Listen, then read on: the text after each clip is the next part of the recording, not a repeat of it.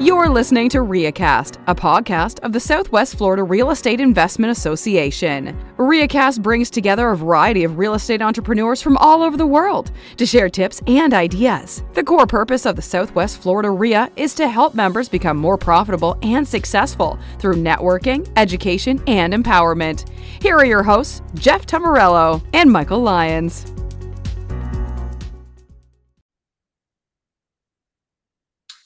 Good afternoon.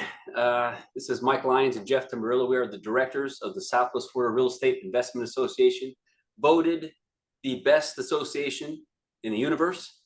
Just don't ask us for a copy of the vote, but that's what I was told. Jeff, welcome. But we're humble. We're humble about it. We're humble about it. That was the vote. We're not going to judge it. Welcome. So you're going to be speaking March 20th at our evening meeting, and you've got a small portion you want to share now in kind of preparation for that meeting. I wanted to do one slide that's really, really interesting to look at. I'm going to go ahead and share the screen. Let me know if you can see it. You got it? Yep, I got it. So here you have everybody in the market tends to want to talk about pricing. That's all everybody cares about, particularly real estate agents, because it kind of defines what they make, and sellers defines how much money they make. But pricing there's four main parts to any market that you watch. There's about 20 you should watch, but the big four are sales counts, volume, average price, median price. Okay, those are kind of the four things that I can look at those four things and kind of define what an asset's doing based on that. But here you have the Lee County average pricing, and this is everything in the MLS in a blender. I'm not single family, not condos only, because a lot of times, particularly when you're dealing with, going to pick on real estate agents, but I'm a broker, so I'm allowed to.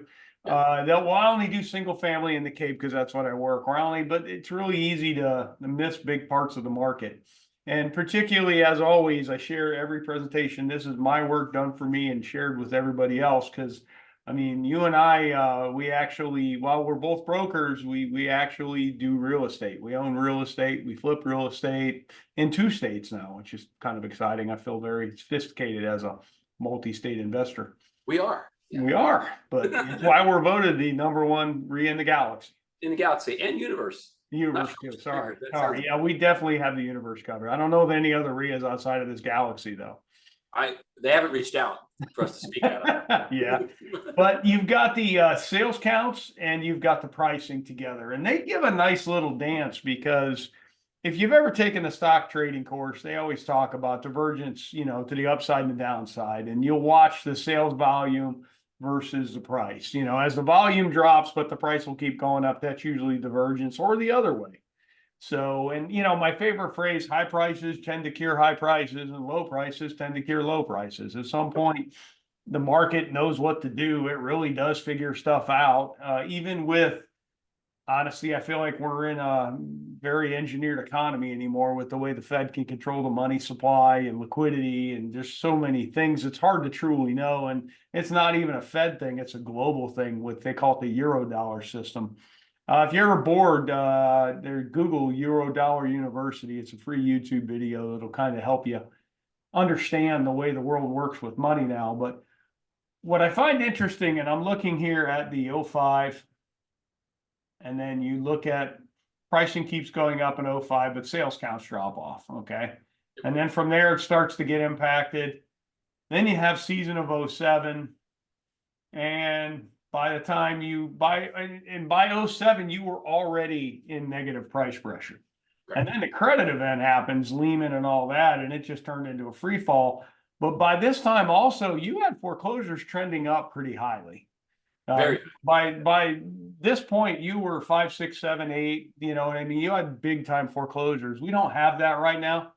The foreclosures, bankers, and nothing will destroy pricing in real estate like bankers dumping assets. Yep.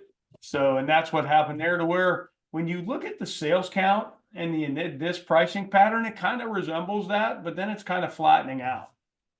So we are definitely, if you look at the way the sales counts go, we're definitely looking, and this is the pandemic, but then this was also 05. So pandemic 05, I'll give you both of them. Kind of both were in a not normal real estate environment. And then you look at, because what you're seeing in all of this is the seasonality of our market. It looks like an EKG. You've got a couple months that's the highest, and then you've got August, September are generally the lowest. Yep. So it even did that somewhat here. It's just the volume was higher. But the interesting thing is we're still pretty flat in pricing. So while the sales count patterns are looking a lot like as the previous cycle wound down, the pricing is not. And that's a couple things. You have from about here forward, from about here to here, 50 to 70% of the sales were cash. And from here back, about 50% were cash. Which is insane when you think about it.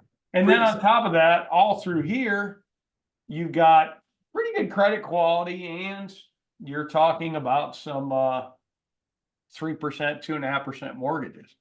So, there is some trapped equity. There are some people, if you've got, particularly if you bought say a new house during the lockdowns with one of them 2.5% mortgages, unless something changes in your life, you really don't need to go anywhere, and you got a great payment, you got a brand new home. And so, and right now we're going to talk about this at the meeting too. I chart by the year built, probably 23% of the homes are what I would consider new build right now, selling on the MLS, which there's probably a lot more than that aren't in the MLS, but the builders are starting to use the MLS because, they need to. Everything's slowing down. You've got a lot of concessions. So you start trying a lot harder when it gets harder to make money. It's the interesting thing about real estate. The work ethic in real estate is directly proportional to the number of buyers. Yep. So the more buyers they have, the more the work ethic just plummets. Yep. So it's just the way it is. But yeah, this chart has really got me looking, and we're going to talk about this chart for a good bit and in the meeting.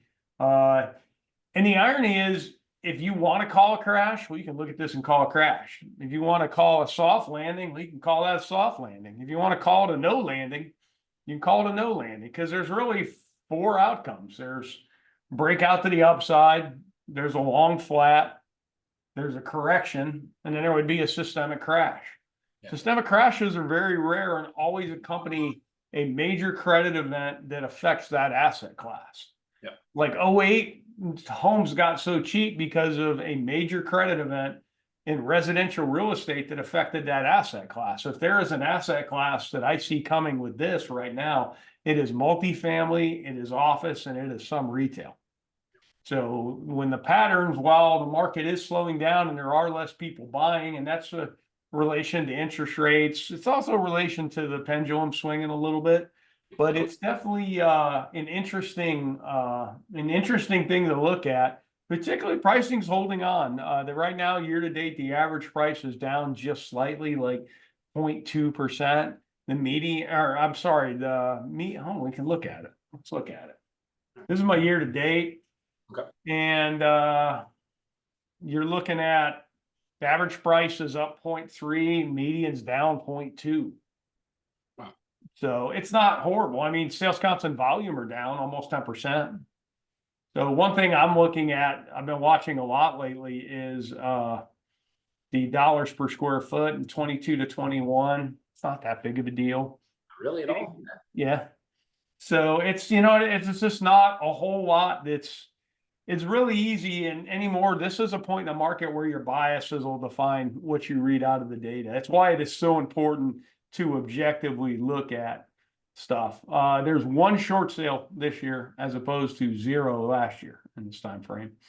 That's 100% increase though. REOs are up huge, 333%. That would be the headline on YouTube. REOs in Lee County, 330. Any moment there's going to be, except for that we went from 3 last year in this time frame to 13 this year.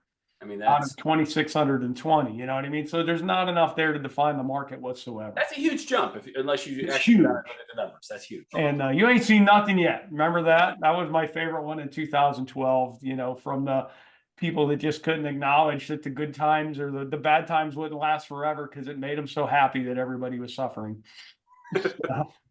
And with that said, Mike and I both agree. I would absolutely love a major crash because I'm actually ready for it personally.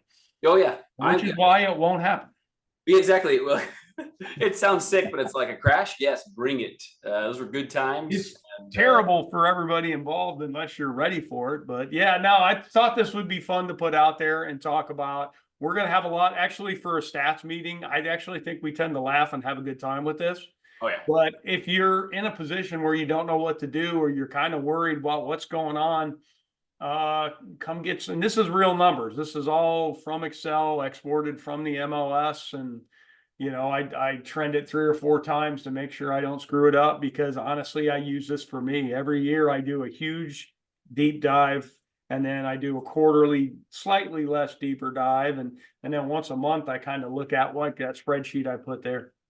Sure. Well, I'll mention this and kind of in closing, because I know we've got the presentation. Again, it's March 20th in the evening is the meeting. But, the purpose of our meeting is not to sell stuff. It's to really use data of what's happening, what's working with individuals in the business who are doing it. They're not just talking about it. And make sure we don't make mistakes that, anyone involved in the group, we want you to be successful and make money. And the only way to do it is to make decisions not based upon emotion, but on facts and actual data and stats. Yeah, prior performance. I can't tell you. I just seen another spreadsheet that got sent me today of a list of properties, and rental market's good, Mike. You don't need a vacancy factor. That's insane. Yeah, who in their right mind would do that? Yeah, that's in a perfect market, you need a vacancy factor. And the realtor showed their age with it, because they're telling me they're new homes and they were built in 05 and 06. I'm like, bro, we were all young then. We were a lot younger then, but we're not. That's 05 and 06 was a little bit ago. That's been a couple of hurricanes since then. That's been. If you're an insurance company, that needs a new roof if it's original. So 100%. Whether it needs it or not, the insurance company's not going to insure that roof. That's true. No, that's totally true. That's true. Well, awesome, man. Well, hey, we're looking forward to your presentation, and invite everyone to be there that night. So cool. Look forward to it, Mike. Thanks, man.